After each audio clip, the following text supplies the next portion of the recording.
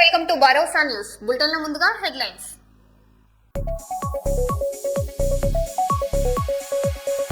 నల్గొండలో ఎన్టీఆర్ విగ్రహం దహనం చేసిన నిందితులు అరెస్ట్.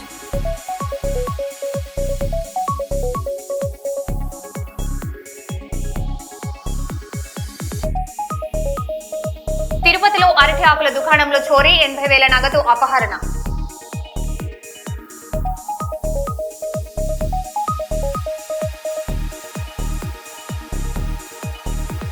మోదీపై ట్రంప్ ప్రశంసలు, టఫ్ నెగోషియేటర్, మంచి మిత్రుడు అని వ్యాఖ్య.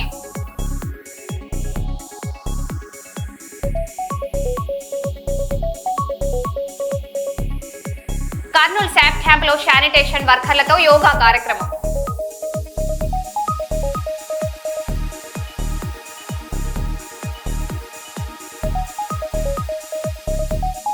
పోలీస్ ఖాళీలు, ఉద్యోగ నోటిఫికేషన్లపై హరీష్ రావు విమర్శలు, ప్రభుత్వం తీరుపై ప్రశ్నలు.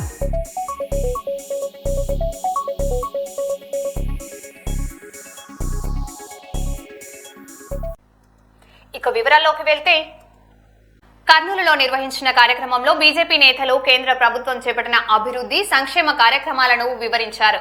ప్రధాని నరేంద్ర మోడీ నాయకత్వంలో దేశం వికసిత్ భారత్ దిశగా పనిచేస్తుందని పేర్కొన్నారు. జల్ జీవన్ మిషన్, పోలవరం ప్రాజెక్టు, అమరావతి అభివృద్ధికి కేంద్రం భారీ నిధులు కేటాయించిందన్నారు. అలాగే ఎస్సీ ఎస్టీల అభివృద్ధి, విద్యారంగంలో ఉద్యోగుల భర్తీకి కూటమి ప్రభుత్వం కృషి చేస్తుందని తెలిపారు.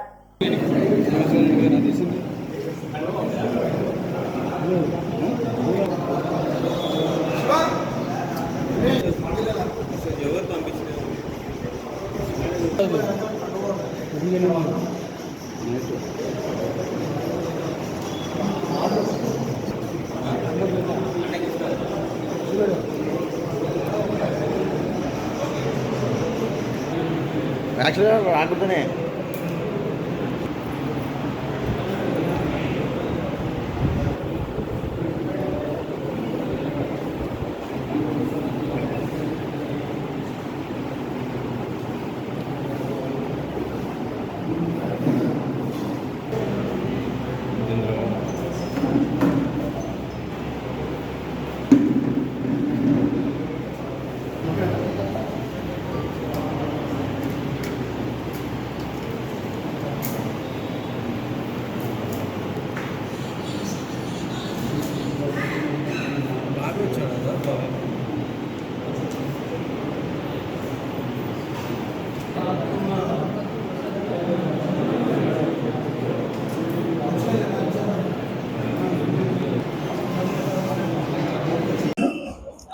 ఈరోజు భారతీయ జనతా పార్టీకి సంబంధించినటువంటి 12 సంవత్సరాల సుపరిపాలన కార్యక్రమంలో భాగంగానే ఆంధ్రప్రదేశ్లో అన్ని జిల్లాల్లో కూడా పత్రికా సమావేశాలు నిర్వహించుకోవడం జరిగింది.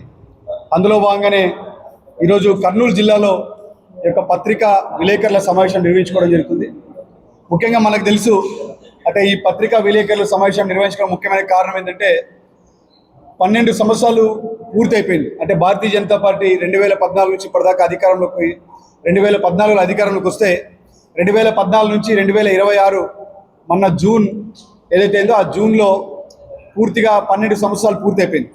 సో ఈ 12 ఏళ్ల సుపరిపాలన, అంటే 12 సంవత్సరాల్లో భారతీయ జనతా పార్టీ కావచ్చు, నరేంద్ర మోడీ గారు ప్రధానమంత్రిగా అయిన తర్వాత సుపరిపాలన ఏదైతుందో ఈ 12 సంవత్సరాల్లో మేము ఏం సాధించాము అనేటువంటి విషయాన్ని దేశం మొత్తం మీద ఈ 12 ఏళ్ల మోదీ ప్రభుత్వంలో 12 ఏళ్ల సుపరిపాలన మరియు 12 ఏళ్ల ప్రజా సంక్షేమం గురించి ప్రజలకు తెలియాల్సిన అవసరం ఉంది.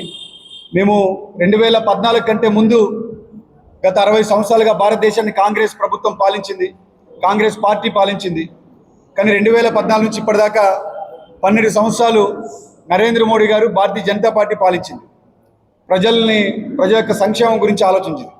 కాబట్టి ఇప్పటిదాకా 12 సంవత్సరాల్లో ఏం చేసామనేటువంటి ఒక ఆలోచనకు వచ్చినప్పుడు అన్ని విషయాలు, అంటే మహిళల యొక్క ఆర్థిక విషయంలో కావచ్చు, మహిళల యొక్క భద్రత విషయంలో కావచ్చు, యువకుల యొక్క ఉపాధి కావచ్చు, అదేవిధంగా విద్యార్థులకు మంచి యొక్క విద్యని అభ్యసించేటువంటి అవకాశాలు కావచ్చు, రైతులకు సహాయం అందించేటువంటి విషయంలో కావచ్చు, శ్రామికులకు అనేక రకాల విషయాల్లో కావచ్చు, ఇలాగా ప్రతి ఒక్క విషయంలో కూడా భారతీయ జనతా పార్టీ నరేంద్ర మోడీ గారి యొక్క ప్రభుత్వం ప్రతి ఒక్క విషయం కూడా ఆలోచించడం జరిగింది.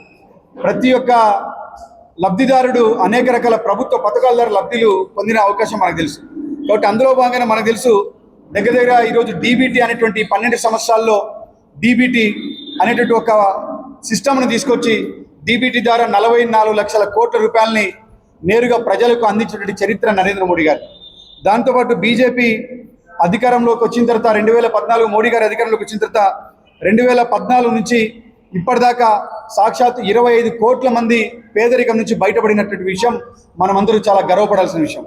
25 కోట్ల మంది సాక్షాత్తు 2014 నుంచి ఇప్పటిదాకా 25 కోట్ల మంది పేదరికం నుంచి బయటపడినటువంటి విషయం ప్రజలకు తెలియాల్సిన అవసరం ఉంది. దాంతోపాటు ఈ 12 సంవత్సరాల్లో ప్రధానమంత్రి గరీబ్ కళ్యాణ్ అన్న యోజన కింద 80 కోట్ల మందికి పైగా ఉచిత రేషన్ ఇచ్చినటువంటి చరిత్ర భారతీయ జనతా పార్టీది నరేంద్ర మోడీ గారి. ఇప్పటిదాకా 80 కోట్ల మందికి పైగా ఉచిత రేషన్ అందించినటువంటి ఏకైక ప్రభుత్వం, ఏకైక ప్రధానమంత్రి మోడీ గారు మాత్రమే. దాంతోపాటు జన్ధన్ యోజన కింద 58 కోట్లకు పైగా బ్యాంకు ఖాతాలు తెరవబడ్డాయి ఈ దేశంలో 2014 కంటే ముందు బ్యాంకు ఖాతా తెరవాలంటే గ్రామీణ ప్రాంతాల్లో ఉన్న మహిళలకు ఎలాంటి ఇబ్బందులు ఉండేవో మనకు అందరికీ తెలుసు. సామాన్యులు ఎవరు కూడా బ్యాంకు మెట్లెక్కే పరిస్థితి లేదు. కానీ 2014 మోడీ గారు అధికారంలోకి వచ్చిన తర్వాత సాక్షాత్తు ఇప్పటివరకు ఈ దేశంలో 58 కోట్లకు పైగా బ్యాంక్ ఖాతాలు తెరవబడ్డాయి. ఈ బ్యాంక్ ఖాతాలు తెరవబడిన దాంట్లో 32 కోట్లకు పైగా మహిళలు మాత్రమే ఉన్నారు. సో ఈరోజు ప్రతి ఒక్క పొదుపు లక్ష్యంలో ఉన్నట్టు ప్రతి ఒక్క మహిళ బ్యాంకింగ్ సెక్టర్లో మెట్లెక్కుతుంటే దానికి కారణం మోడీ గారు. ఎందుకంటే ఉచిత జీరో అకౌంట్ ఓపెన్ చేసి జన్ అకౌంట్ అనేటువంటి ఒక జన్ ధన్ యోజన అకౌంట్ పేరు మీద 58 కోట్లకు పైగా అకౌంట్ ఓపెన్ చేస్తే 32 కోట్లకు పైగా ఓన్లీ మహిళలు మాత్రమే ఉండడం జరుగుతోంది. దాంతోపాటు ప్రధానమంత్రి ముద్రా యోజన కింద 10 కోట్ల రూపాయల వరకు గ్యారంటీ రైతు రుణాలు ఇవ్వడం జరిగింది. ఇందులో 57 కోట్ల పైగా రుణాలు మంజూరు కూడా చేశారు. దీంతోపాటు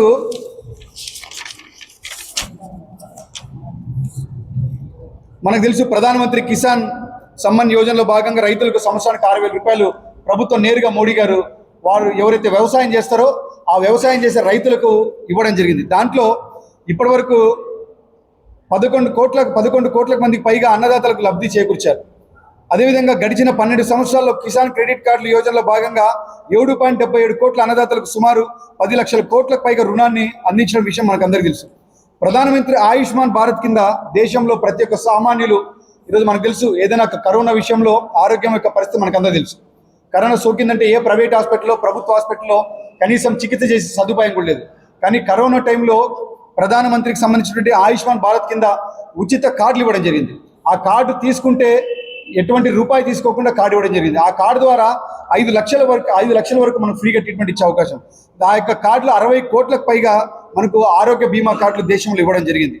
అదేవిధంగా ప్రధానమంత్రి ఆవాస్ యోజన కింద 4 కోట్లకు పైగా లబ్ధిదారులకు పక్కా ఇల్లు కట్టించడం జరిగింది నరేంద్ర మోడీ గారు. దాంతోపాటు ప్రధానమంత్రి స్వనిధి యోజనలో భాగంగా 74 లక్షల పైగా వీధి వ్యాపారులకు రుణాలు అందించేటువంటి సదుపాయం కల్పించడం జరిగింది. అదేవిధంగా స్టార్టప్ ఇండియాలో భాగంగా ఎస్సీ ఎస్టీ వర్గాలకు సంబంధించిన పారిశ్రామికవేత్తలకు 15,000 కోట్ల పైగా రుణాలు ఇచ్చారు. ఎస్సీ ఎస్టీకి సంబంధించినటువంటి మహిళలకు అందులో కూడా వ్యాపారవేత్తలకు 15,000 కోట్ల పైగా రుణాలు ఇచ్చినటువంటి ఏకైక ప్రభుత్వం భారతీయ జనతా పార్టీది నరేంద్ర మోడీ గారిది. అంతకుముందు కనీసం రుణాలు అందించాలంటే కూడా మహిళలు ఎక్కడికి పోయే పరిస్థితి లేదు. కానీ స్టార్టప్ ఇండియా స్టాండప్ అనేటువంటి ఒక స్కీమ్ తీసుకొచ్చి ఆ స్కీమ్లో ఎస్సీ ఎస్టీ మహిళలకు ప్రత్యేకమైనటువంటి నిధులు ఇచ్చినటువంటి చరిత్ర నరేంద్ర మోడీ గారిది. ఇక్కడికి వచ్చిన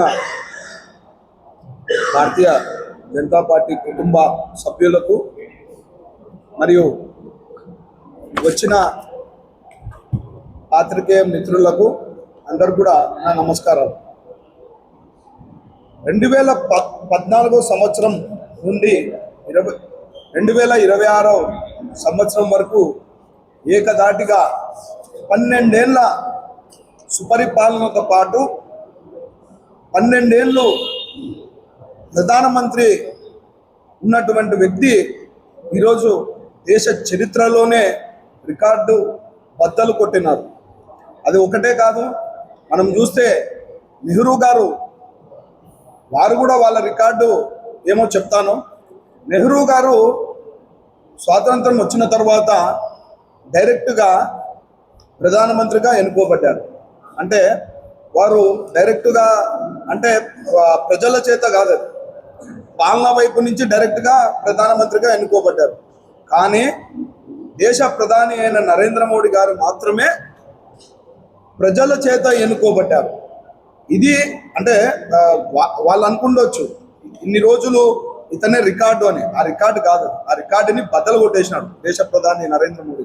ఎందుకు అన్ని ఏళ్ళు కంటిన్యూయేషన్లో మన దేశ ప్రధాని కర్నూలు నగరం 4వ పట్టణ పోలీస్ స్టేషన్ పరిధిలో అడ్వకేట్ మహమ్మద్ నవీద్ పై గుర్తు తెలియని వ్యక్తులు కత్తితో దాడి చేసి హత్యాయత్నానికి పాల్పడినట్లు పోలీసులు తెలిపారు. వన్ టౌన్ గడ్డ వీధికి చెందిన మహమ్మద్ నవీద్ రియల్ ఎస్టేట్ వ్యాపార తగాదా జరగడంతో అదే ప్రాంతానికి చెందిన వ్యక్తులు కత్తితో దాడికి పాల్పడినట్లు తెలిసింది. నిందితుల కోసం దర్యాప్తు చేస్తున్నట్లు 4వ పట్టణ పోలీసులు తెలిపారు.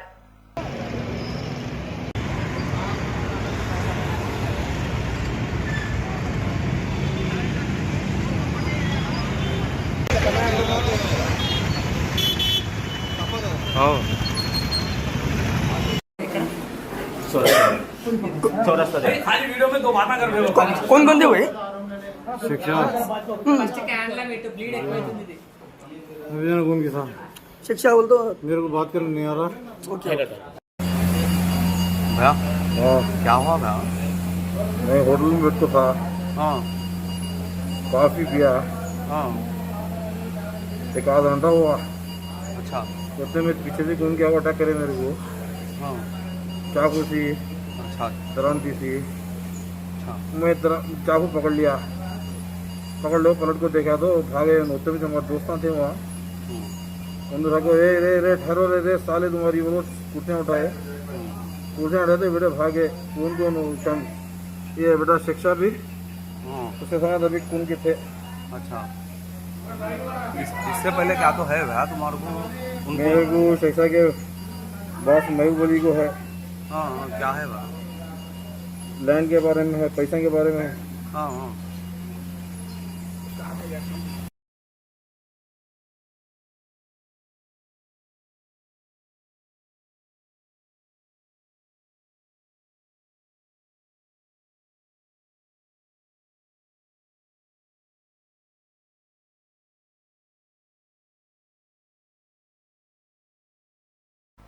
కర్నూలు నగరంలోని శాప్ క్యాంప్ లో త్రిపాఠి యోగాలో భాగంగా శానిటరీ వర్కర్స్ తో యోగా కార్యక్రమం నిర్వహిస్తున్న జిల్లా collector doctor A Siri, Panyam MLA Gouru Charitha, joint collector Noorul Kaman, municipal commissioner Chella Obulesu తదితరులు పాల్గొన్నారు. ఈ సందర్భంగా వారు మాట్లాడారు.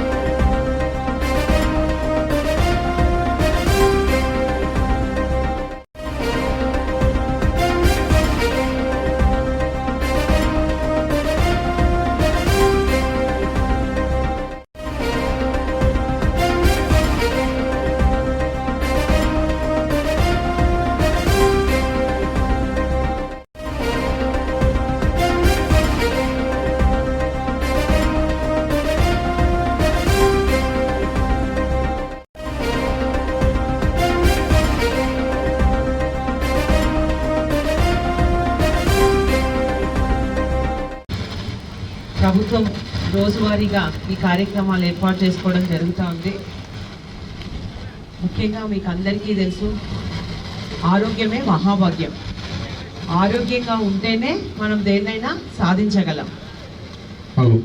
ముఖ్యంగా మనం శారీరకంగా మానసికంగా ఆరోగ్యంగా ఉండాలి అంటే మనము రోజు ఈ యోగాను మన దినచర్యలో ఒక భాగంగా చేసుకోవాలి. మనం అందరం రోజు ఒత్తిళ్లకు గురవుతూ ఉంటాం. ఎన్నో సమస్యలు ఉదయం లేచినప్పటి నుంచి రాత్రి పడుకునేంత వరకు వీటన్నిటిని అధిగమించాలి. వీటిని మనల్ని ఎదుర్కోవాలి అంటే మనము యోగా అంటే ధ్యానము, అలాగే యోగా చేసుకుంటే మనకి చాలా మంచిది. మనకి ఆరోగ్యంగా కూడా ఉంటాం. చిన్నప్పటి నుంచే ఈ యోగాసనాలు ఇందాక మన పిల్లలు ఎంత బాగా చేశారో, అంటే చిన్నప్పటి నుంచి అలా యోగాసనాలు చేయడం వల్ల మనకి ఏ సమస్య వచ్చినా కానీ దాన్ని అధిగమించడానికి అవకాశం ఉంటుంది. అంతేకాకుండా ఈరోజు మన గవర్నమెంట్ పారిశుద్ధ కార్మికులకి ప్రత్యేకంగా, అంటే మీరు కూడా ఎన్నో ఉదయం లేచినప్పటి నుంచి పని చేస్తూ ఉంటారు. క్లీన్ అండ్ గ్రీన్ మీ చేతుల్లోనే ఉంది. అంతేకాకుండా మన ప్రభుత్వం కూడా స్వచ్ఛాంధ్ర స్వర్ణాంధ్ర కార్యక్రమాన్ని తీసుకొని వచ్చి ప్రతి నెలలో 3వ శనివారం రోజు మనం ఈ కార్యక్రమాలు చేస్తా ఉన్నాం. ఎందుకంటే పరిసరాలు పరిశుభ్రంగా ఉంటేనే మనము ఆరోగ్యంగా ఉంటాం.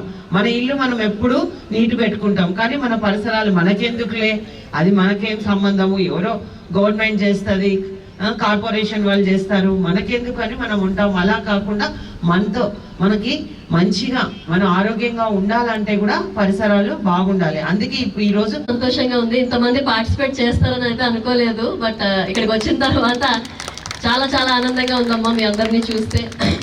ముఖ్యంగా గవర్నమెంట్ ఇది యోగాంధ్ర క్యాంపెయిన్ పెట్టింది మెయిన్గా మన సొసైటీలో, మన కమ్యూనిటీలో మన అందరం కూడా ఆరోగ్యంగా ఉండాలి అని చెప్పి. ఇప్పటికే చాలా కార్యక్రమాలు చేపట్టడం జరిగింది. ముఖ్యంగా టూరిజం ప్లేసెస్లో మన రాక్ గార్డెన్లో, కొండారెడ్డి బూడ్జ్లో, అలాగే ఒక 6 టెంపుల్స్లో ఈ యోగా క్యాంపెయిన్ జరగడం. ఇవాళ థీమాటిక్ యోగాలో భాగంగా శానిటేషన్ వర్కర్స్తో యోగా చేయించాలని చెప్పి మన జిల్లాకి థీమ్ ఇవ్వడము, ఇవాళ మనం ఈ కార్యక్రమం చేసుకోవడం జరుగుతుంది. మెయిన్గా చూసుకుంటే యోగాలో కాంపిటీషన్స్ కూడా మన గ్రామం లెవెల్ నుంచి, విలేజ్ లెవెల్ నుంచి, అలాగే మండలం లెవెల్ నుంచి మళ్ళీ జిల్లా లెవెల్కి, జిల్లా లెవెల్లో ఎంపికైన వాళ్ళందరూ ఇవాళ రేపు రాష్ట్ర స్థాయిలో పోటీల్లో పాల్గొనడానికి మన జిల్లా నుంచి వెళ్ళారు. మనకి ఖచ్చితంగా ఒక 4-5 మెడల్స్ అయినా వస్తాయని చెప్పి నేను నమ్ముతూ ఉన్నాను. మెయిన్గా ఇక్కడ చిన్నారులు చూస్తే నాకు చాలా ముచ్చట అనిపించింది. ఎందుకంటే ఇప్పుడు చిన్నారులు మెయిన్గా ఓన్లీ మొబైల్ చూసుకుంటారు, మొబైల్తోనే వాళ్ళ జీవితం అంతా గడుస్తూ ఉంటుంది ఈ చిన్నప్పుడు. సో కానీ ఇక్కడ పిల్లలు చూస్తే మనకి ఎంతో యాక్టివ్గా, ఎంతో ఎనర్జెటిక్గా పార్టిసిపేట్ చేయడం, యోగా చిన్నప్పటి నుంచి వాళ్ళ దినచర్యగా చేసుకోవడం అనేది వాళ్ళ పేరెంట్స్కి ఇది నేర్పించిన గురువులకి అందరికీ కూడా ధన్యవాదాలండి. అలాగే ఇప్పుడు ఇక్కడ ఉన్న పారిశుద్ధ్య కార్మికులకు మెయిన్ గా చెప్తాను, ఈ తాలూకా ఆరోగ్యం చాలా ఇంపార్టెంట్ కాబట్టి మేము ఏదైతే ప్రొటెక్టివ్ గేర్ ఇస్తున్నామో అది దయచేసి వాడండి. ఇప్పటికీ కొన్ని దగ్గర నేను చూస్తున్నాను గ్లౌస్ వేసుకోకుండా క్లీన్ చేస్తూ ఉన్నారు. పెద్ద ఎత్తున మనం ఆపరేషన్ క్లీన్ స్వీప్ అనేది చేపట్టాము కర్నూలు జిల్లాలో. కేసీ కెనాల్ మనం క్లీన్ చేసుకున్నాము, శుద్ధవాగు క్లీన్ చేసుకున్నాము, అలాగే గార్బేజ్ వల్నరబుల్ పాయింట్స్ క్లీన్ చేసుకున్నాము, red spots, yellow spots clean చేసుకున్నాము, రెసిడెన్షియల్ కాంప్లెక్సెస్, కమర్షియల్ కాంప్లెక్సెస్ లో, అండ్ అలాగే టాయిలెట్స్ కూడా, పబ్లిక్ టాయిలెట్స్ ఏవైతే ఉన్నాయో అవన్నీ కూడా నీట్ గా చేసుకోవడం జరిగింది. పబ్లిక్ కూడా మనకి సహకరిస్తేనే ఇది సక్సెస్ఫుల్ గా ఆపరేషన్ క్లీన్ స్వీప్ అనేది చేయగలుగుతాం. కాబట్టి మీరు ఇంత కష్టపడుతున్నారు, మళ్ళీ పబ్లిక్ అక్కడికి వెళ్ళి చెత్త వేసేస్తే మాత్రం మళ్ళీ మన ఎఫర్ట్స్ అంతా కూడా పోతాయి. కాబట్టి మీడియా మిత్రుల ద్వారా నేను పబ్లిక్ కి కోరేది ఏంటంటే, మేము ఏదైతే ఆపరేషన్ క్లీన్ స్వీప్ చేపట్టామో దాంట్లో మీ వంతు భాగంగా మీరు పరిసరాలని క్లీన్ గా ఉంచాలి. మన ఇల్లు క్లీన్ గా ఉంచుకోవాలి, పరిసరాలు క్లీన్ ఉంచుకోవాలి, అలాగే ముఖ్యంగా మన మనసును కూడా క్లీన్ గా ఉంచుకోవాలి.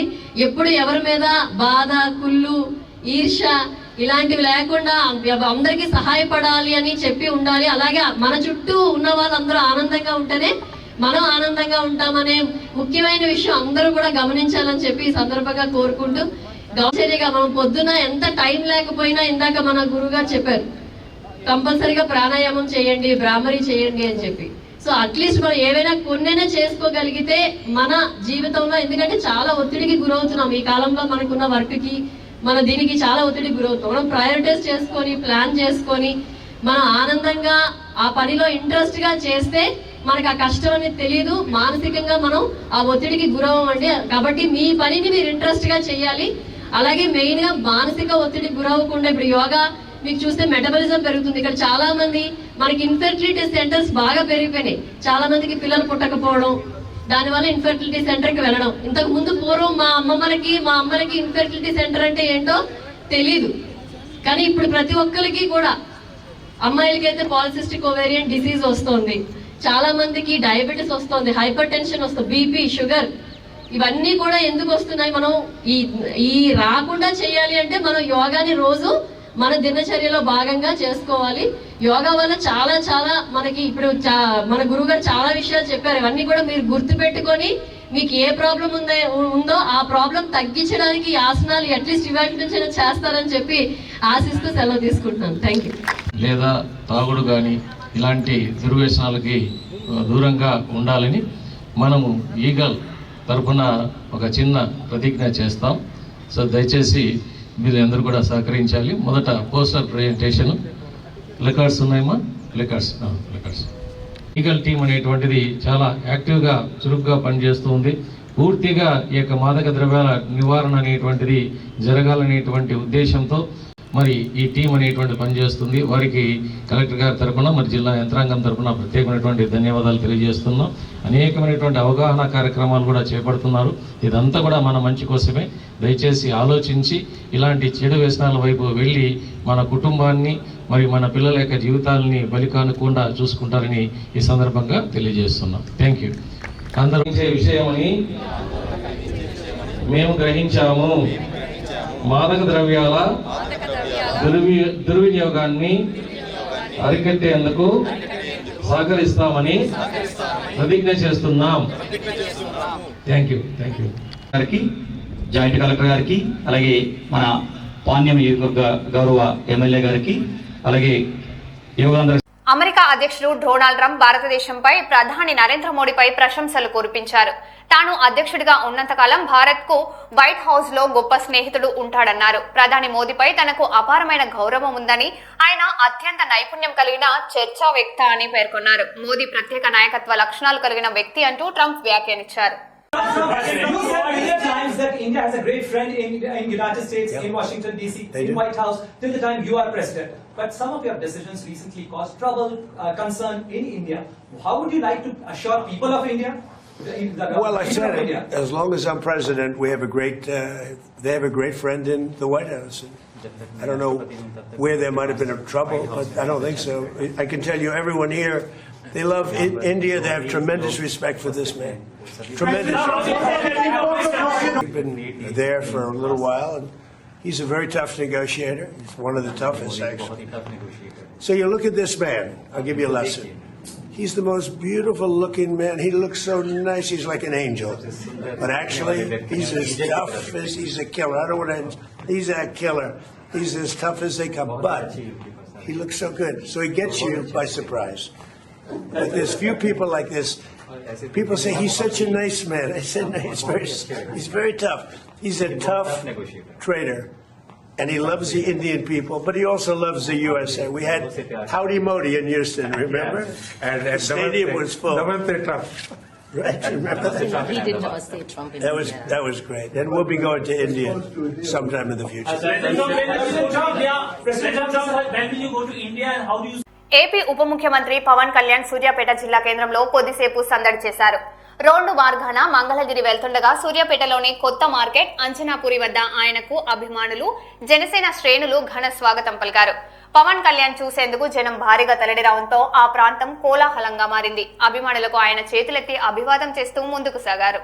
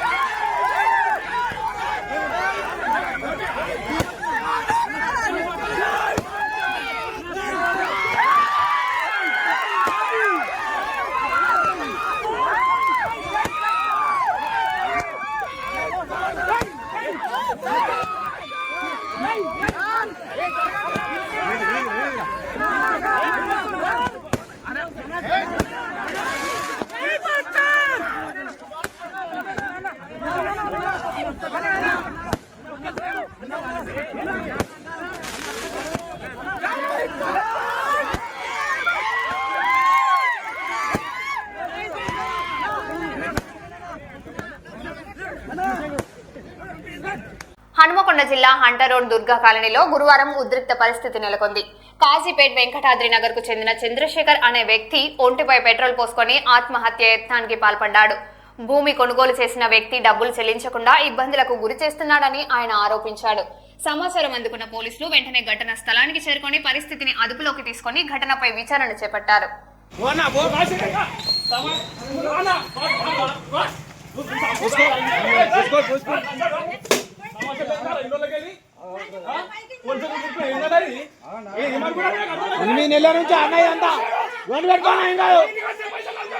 ఏందన్నా ఊకే తిరిగే వీళ్ళే ఫోన్ చేస్తాం ఆడు పోలేవారు రాడు ఇంటనే కూర్చొని ఉంటారు తమాషా చేస్తారు.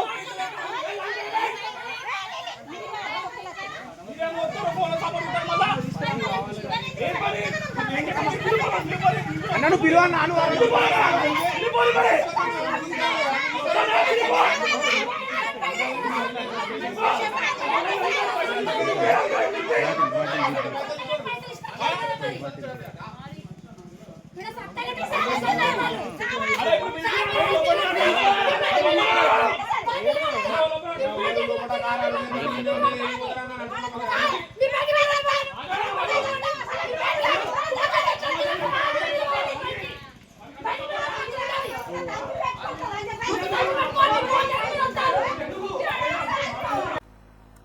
మరో బులెటిన్లో మళ్ళీ కలుద్దాం. Stay tune.